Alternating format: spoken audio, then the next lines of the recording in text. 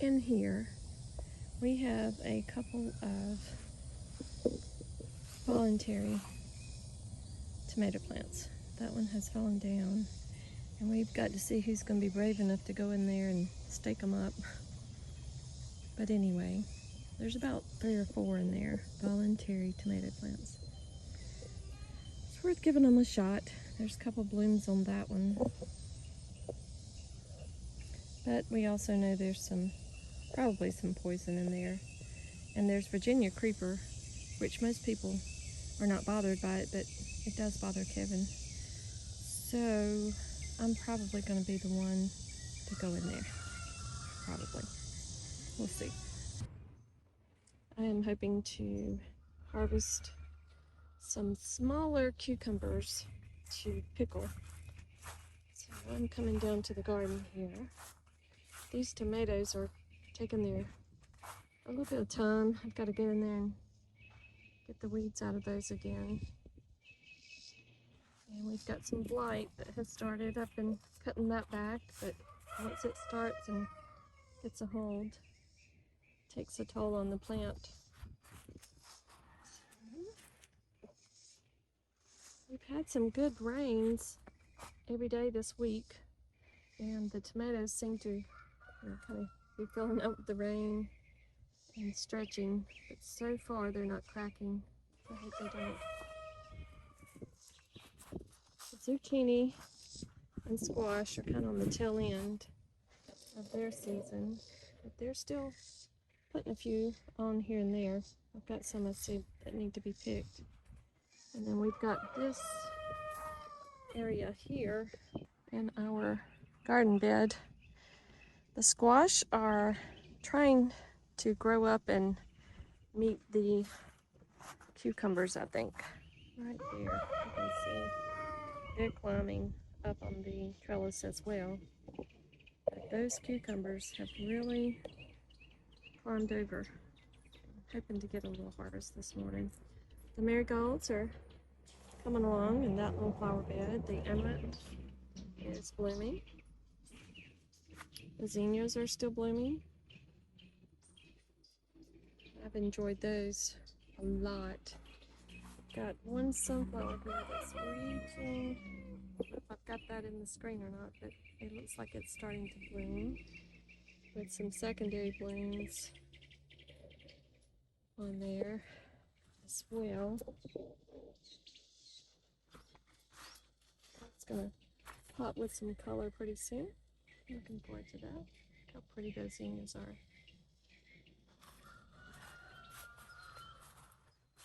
And as you can see, there are some ripe cucumbers ready. And I have sprayed these for squash bugs.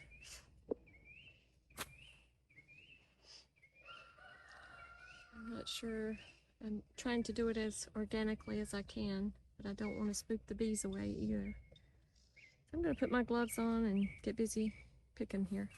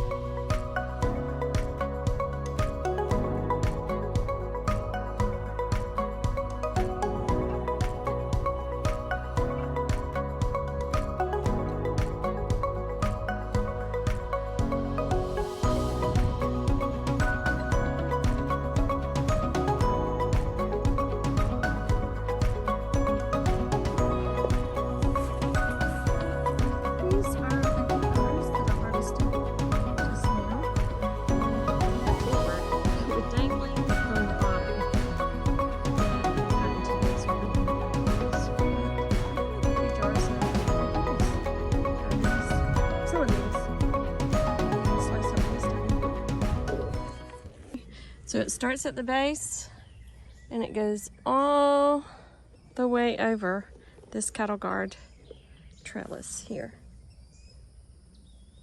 to the other side, and it's all the way. and the squash are growing up to meet it on the other side. And you can see there's cucumbers, little ones. I'll have even more cucumbers in a few days to put with the ones that I harvested today. There's some right there. Not sure if you can see them with the way the lighting is. So more cucumbers.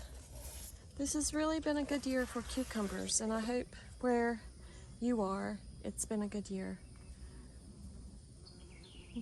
I don't know if you can see the bees, but they're working. And that's a good thing.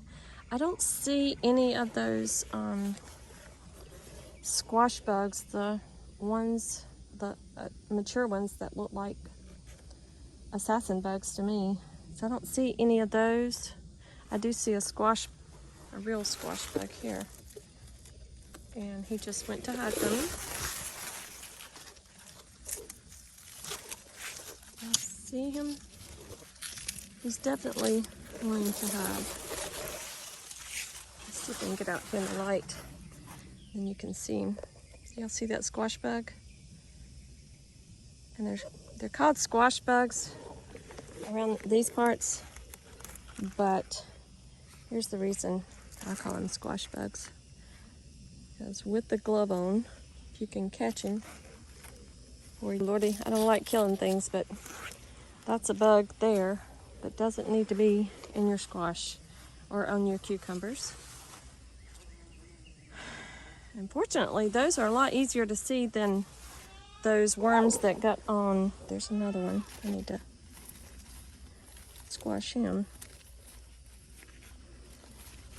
The squash bugs are easier to see than those worms that get on cucumbers. What are they called? Horned worms? I can't remember right now. But anyway, those little black things that were on the squash and getting on the cucumbers and zucchini, I used a combination of ivory soap and warm water and olive oil. And came out, and I've sprayed a couple times. I think there would probably be more squash bugs, the actual squash bugs, if I had not done that. I'm glad I'm not seeing any of those weird looking bugs. Well, no, there's a wasp. Ooh, that's a hornet.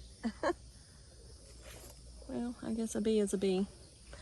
And see, there's a cucumber all the way over into the squash. Okay, and I see some little squash still. And there's all kind of blooms. But those weird looking squash bugs, they like to get inside the bloom and they destroy the potential for that fruit to grow. I mean, destroy it. Trying to keep ahead. That one there has some blossom in rot, so I think these are needing a pick-me-up with some fertilizer. And guys, the only thing that we used for fertilizer this year was our rabbit poop. And of course the actual nutrients that were already in the soil in this garden bed, that raised garden bed that we put here last year. Well, those are a good sized squash and they look good. They look pretty good. So still getting a few squash. And guys, you have to come under here and make sure there's none hanging down to the ground, because I have missed those a while. That one's not quite ready. Once this squash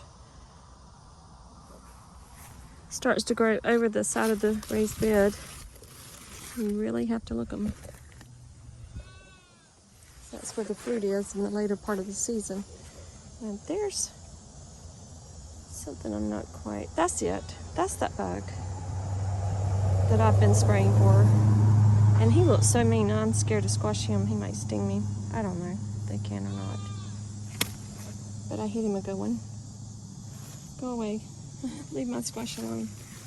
So I'm hoping, it's a recipe where you can put some squash up, kind of like pickling them, and then when you take them out, they're good for frying. I think that was on the old Alabama YouTube channel. The elderly guy that I think he has since passed away. It's pretty marigolds. I can't wait till wait a minute. I think I'm about to see a marigold bloom. Look at there. Oh, I can't wait. They're all over the top here. So it won't be long. We'll have marigold blooms. Okay, I'm going to go back through one more time. Okay. What kind of flower is this? I need to look. See what it's attached to. Is it a zinnia? Could be a zinnia. No, I don't know what that is. It's not a zinnia, I don't think. Where did you come from? Little flower. It is a zinnia. It is. But it's kind of intertwined in that cucumber vine. I don't see any squash in there.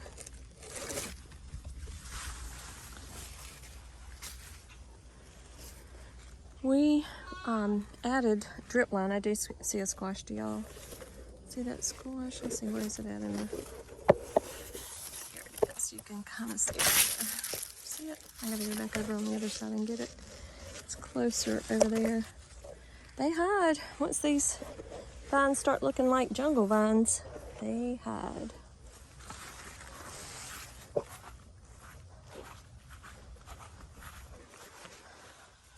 See? Looking at that bug that was on the plant. Almost missed it. So guys, go over your beds more than once. You might find an extra fruit to make a meal. I'm coming back over here to the zucchini. And of course there's that one that I saw. It's just right in my face. Here's another one. And like I said, these things really grow when the rain is coming out every evening, or coming down every evening. We are so blessed.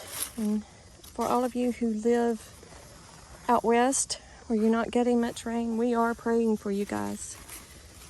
And I don't know if you've watched a video that Doug put on from Off Grid with Doug and Stacy, but he did a video because they had an accident to happen where a lot of their water ran out of their cisterns, and that's their only water supply. But anyway, they did a video, and at some point during that video they asked for our prayers, and we definitely have been praying for them to be able to get their resource refilled.